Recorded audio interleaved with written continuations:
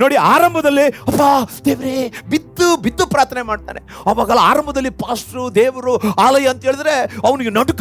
ಇವಾಗ ಸ್ವಲ್ಪ ಹಣ, ಸ್ವಲ್ಪ ಆಧಾರ, ಅಲಲೋಯ, ಸ್ವಲ್ಪ ಕೆನ್ನೆ, ಅಲಲೋಯ, ಒಂದ್ 4 ಬಟ್ಟೆ, 4 ಪ್ಯಾಂಟು, ಒಂದ್ ಗಾಡಿ, ಅಲಲೋಯ, ಎಲ್ಲ ಬಂದ ತಕ್ಷಣ ಏನಂತಾನೆ, ಬಿಟ್ಟೇ ಬಿಟ್ಟ ಪ್ರಾರ್ಥನೆ, ಬಿಟ್ಟೇ ಬಿಟ್ಟ ಚರ್ಚಿನ, ಬಿಟ್ಟೇ ಬಿಟ್ಟ ಕಾಣಿಕೆ ಕೊಡೋದೆ, ಬಿಟ್ಟೇ ಬಿಟ್ಟ ಮನೆ ಪ್ರಾರ್ಥನೆ ಇಲ್ವೇ ಇಲ್ಲ.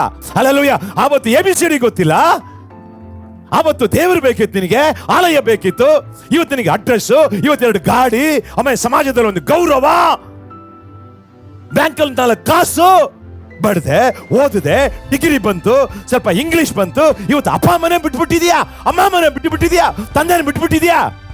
ಪರಿಶುದ್ಧರಾಗಿ ನೀವು ಇದ್ದಿಲ್ಲ, ನಿಮ್ ಜೀವನ ಪಾವನ ಇಲ್ಲ, ಪಾಪದ ಜೀವನ ಆಗತ್ತೆ.